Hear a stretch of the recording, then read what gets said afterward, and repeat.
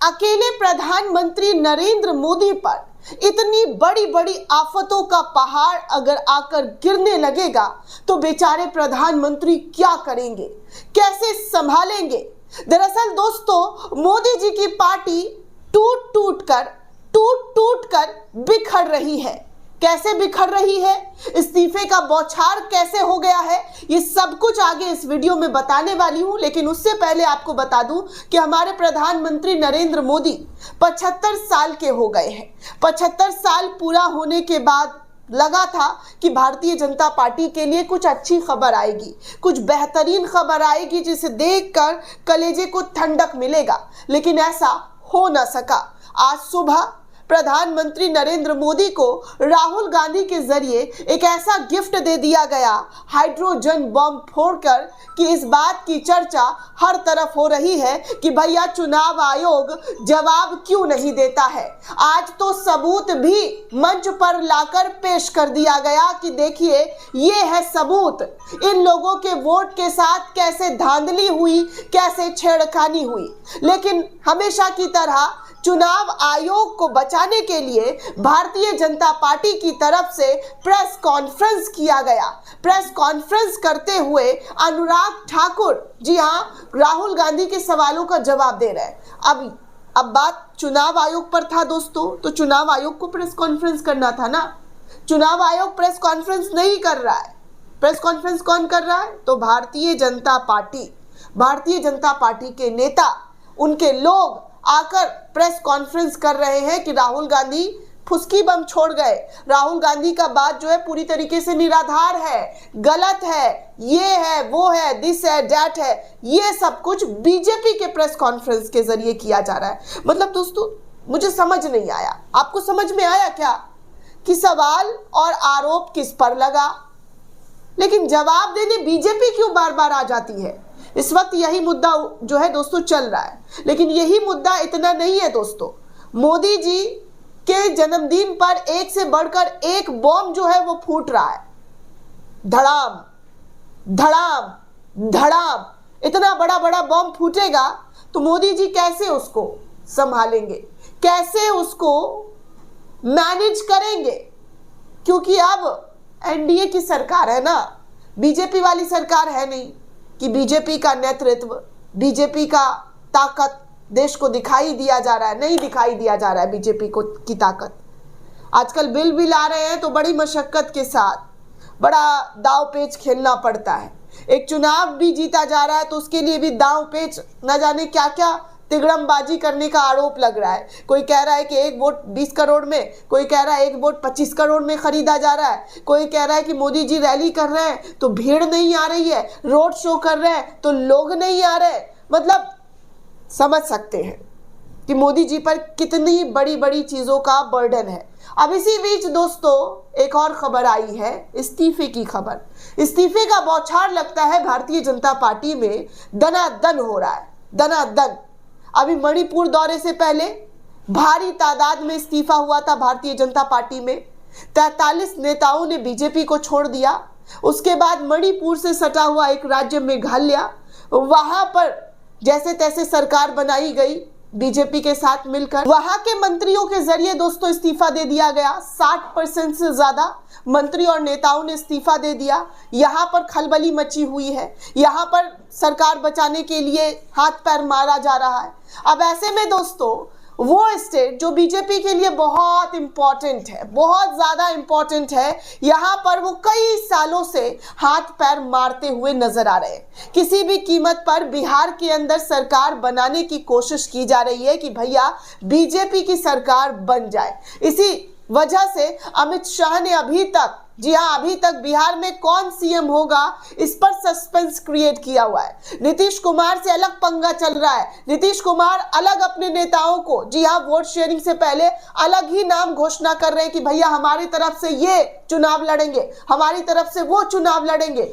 चिराग पासवान अलग ही बखेड़ा खड़े किए हुए हैं। वो कह रहे हैं कि भैया बिहार में उनका दिल लगता है, बिहार से वो राजनीति करना चाहते हैं। जीतन राम मांझी की अलग डिमांड है। और इसी बीच भारतीय जनता पार्टी के बड़े नेता ने अमित शाह के दौरे से पहले इस्तीफा मुंह पर मार दिया है। जी हाँ दोस्तों, ये खबर कहीं से कहीं तक नजर नहीं आ रही है, लेकिन हम और हमारा चैनल आपको ये बड़ी खबर, बड़ी जानकारी इस वक्त दिखा रहे हैं कि अमित शाह का बिहार के अंदर दौरा होने वाला है, रैली होने वाली है, अपनी नेताओं के लिए वोट मांगना है, मजबूत नेतृत्व का गुणगान करना है, सारे स्टेज, मंच वंच सब तैयार हो गए हैं। इसी बीच बड़े नेता के जरिए बड़ा जी हाँ बड़ा बॉम्ब फोड़ दिया गया है, और वो भी इस्तीफा बॉम्ब। जी हाँ, बीजेपी के बड़े नेता ने इस्तीफा बॉम्ब जो है बीजेपी के मुंह पर मार दिया है जब अमित शाह की रैली होने वाली है। आप देखिए, ईटीवी बिहार की खबर है। ईटीवी बिहार लिखता है कि अमित शाह के बिहार दौरे से पहले बीजेपी के इस नेता ने इस्तीफा दिया। बड़े बड़े नेताओं पर गंभीर आरोप लगा दिए गए हैं। अब आप सोचिए कि कितनी बड़ी नेतृत्व, मजबूत नेतृत्व जो है बीजेपी कहला रही है। बिहार में बवाल लगातार बना हुआ है, ऐसा वैसा नहीं बल्कि बड़े लेवल पर बवाल चल रहा है, और इस बार तो इस्तीफे का बवाल जो है मच गया है। मोदी जी अपने जन्मदिन का जश्न मनाए, माय डियर फ्रेंड ट्रंप को थैंक यू करें, या फिर इधर वाला बिहार वाला रायता समेटे। खबरों की बात की जाए दोस्तों तो बिहार चुनाव को लेकर केंद्रीय गृह मंत्री अमित शाह बिहार दौरे पर आने वाले हैं। इस दौरान शाहाबाद क्षेत्र का दौरा करेंगे। इससे पहले जहानाबाद जिला के पूर्व बीजेपी जिला अध्यक्ष ने पार्टी से इस्तीफा दे दिया था, और अब एक और नेता ने, जी हाँ एक और नेता ने, एक बड़े नेता ने इस्तीफा दे दिया है। 28 सालों तक, जी हाँ 28 सालों तक इनका बीजेपी से कनेक्शन था, बीजेपी से जुड़ाव था। इन्होंने बीजेपी के लिए अपनी जिंदगी लगा दी। एक बड़ी, जी हाँ एक बड़ा, जो कहते हैं ना कि एक बड़ा साल जो है इन पर न्योछावर कर दिया, आधी जिंदगी इन पर न्योछावर कर दिया, और अब वो जो है रंजिश की वजह से, भारतीय जनता पार्टी के कई नेताओं की वजह से इस्तीफा मुंह पर मार चुके हैं। कहा जा रहा है कि पूर्व बीजेपी जिला अध्यक्ष शशि रंजन पार्टी कार्यकारिणी सदस्य से इस्तीफा दे चुके हैं। शशि रंजन ने कहा है कि वो 28 सालों तक संगठन के लिए काम करते हुए नजर आए, उनके लिए पूरी निष्ठा के साथ काम करते हुए दिखाई दिए। शशि रंजन कल तक महाराजगंज के प्रभारी थे, लेकिन आज वो बीजेपी से पलड़ा साफ करते हुए, अपने सारे रिश्ते नाते तोड़ते हुए इस्तीफा दे दिया है। पार्टी के लिए 28 सालों तक काम किया, जो सम्मान दिया गया इसके लिए मैं आभारी हूं, लेकिन भारतीय जनता पार्टी के सभी पद से मैं इस्तीफा देता हूं। शशि रंजन पूर्व बीजेपी अध्यक्ष जहानाबाद जिला, इस तरीके का लेटर बीजेपी के मुंह पर दे मारा। अमित शाह की बैठक में ये नहीं होंगे शामिल, ऐसा फैसला भी इनके जरिए कर लिया गया है। कहा जा रहा है कि अमित शाह बिहार दौरे पर 18 सितंबर को पटना में कार्यक्रम और 19 में रोहतास के लिए रवाना होंगे। जी हाँ, 18 और 19 तारीख को, यानी कि आज और कल जो है एक बड़ी बैठक करने वाले हैं। और तो और कहा जा रहा है कि जहां डेहरी में शाहाबाद और मगध को मजबूत करने के लिए 10 जिले के नेताओं के साथ बैठक करने वाले हैं, इसमें जहानाबाद जिला भी शामिल होने वाला है। हालांकि शशि रंजन के इस्तीफे से राजनीतिक सरगर्मी और ज्यादा तेज हो गई है। अब चुनावी माहौल में दोस्तों, अब एक आध महीना बचा है बिहार में इलेक्शन को, और उसमें बीजेपी के जिला अध्यक्ष इस्तीफा दे देते हैं तो बीजेपी के लिए एक और टेंशन, एक और बड़ी बुरी खबर। अब ऐसे में करे तो करे क्या दोस्तों, मान सम्मान नहीं मिला, ये आरोप जो है शशि रंजन के जरिए लगाया गया। दरअसल मीडिया से बातचीत करते हुए कहा कि भाजपा के लिए मैंने 28 सालों तक काम किया, सबसे कम उम्र से युवा जिला अध्यक्ष बनने का गौरव मुझे प्राप्त हुआ था। आज भाजपा के कुछ नेताओं के द्वारा मुझे मान और सम्मान नहीं दिया जा रहा है, मुझे अनदेखा किया जा रहा है, पार्टी से साइडलाइन किया जा रहा है। पार्टी के बड़े नेता मेरा अपमान कर रहे हैं, स्वाभिमान से समझौता नहीं किया जा सकता है। अगला कदम अपने समर्थकों के साथ बैठक करके सर्वसम्मति से फैसला लेने वाले हैं।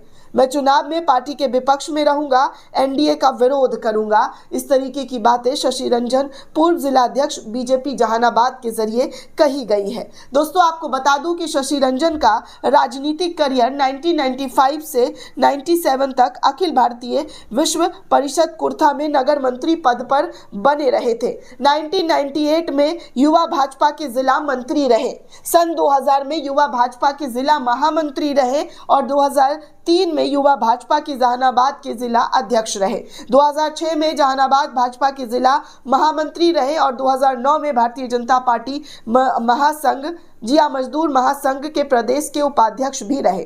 2011 से 2015 तक भारतीय जनता पार्टी जहानाबाद भाजपा के जिला अध्यक्ष पर रहे और अब उन्होंने इस्तीफा दे दिया है। मतलब सोचिए कि इनका जो करियर ही था वो बीजेपी से जुड़ा हुआ था। इन्होंने करियर की शुरुआत ही भारतीय जनता पार्टी में ज्वाइन करते ही किया था, लेकिन उनकी इज्जत ना के बराबर हुई और इस वजह से उन्होंने पार्टी से इस्तीफा दे दिया है। अब बीजेपी के लिए बिहार में इलेक्शन जीतना क्या वाकई आसान लग रहा है? दोस्तों, जितना आसान दिखाने की कोशिश की जा रही है, पूरा मीडिया लगा दिया गया है मोदी मोदी की जयकार में, क्या वो मोदी मोदी की जयकार दिखाई और सुनाई दे रही है? लग रहा है कि मोदी मोदी की जयकार से उनके अपने नेता के अंदर, जी हाँ, उनके अपने नेता के अंदर इस बात को लेकर कि उनका मान सम्मान नहीं मिल रहा है। जो बीजेपी कहती है कि हम परिवार हैं, परिवार की तरह रहते हैं, साथ मिलकर चलते हैं, लेकिन वो परिवार, वो साथ इनका नजर नहीं आ रहा है। ये कोई परिवार दिखाई दे रहा है जहां पर मान सम्मान नहीं, इस वजह से इस्तीफा दे रहे हैं। इस्तीफा मुंह पर मारकर चले जा रहे हैं। अमित शाह आज पटना में मौजूद हैं और इससे पहले, जी हाँ, नरेंद्र मोदी जी बिहार में कई रैली कर चुके हैं। अब सीधे तौर पर दिखाई दे रहा है कि बीजेपी में भगदड़ कैसे मचा हुआ है। इतनी बड़ी तादाद में इस्तीफे पर इस्तीफा, इस्तीफे पर इस्तीफा, इस्तीफे पर इस्तीफा चल रहा है, जिससे मीडिया वाले छुपा रहे हैं, छुपाने की पूरी कोशिश कर रहे हैं। भैया पूरा आर्टिकल खंगाल लिया, कहीं से कहीं तक खबर नहीं आ रहा है। बड़े बड़े न्यूज़ चैनल में भी नहीं छपा हुआ खबर, सिर्फ ईटीवी भारत वालों ने छापा है खाना पूर्ति करने के लिए। दोस्तों, इस पूरे रिपोर्ट को लेकर आप क्या सोचते हैं? आपकी क्या प्रतिक्रिया है? हमें कमेंट करके ज़रूर बताइएगा। साथ ही साथ चैनल को ज़्यादा से ज़्यादा लाइक, शेयर और सब्सक्राइब करना बिल्कुल भी ना भूलें। शुक्रिया दोस्तों।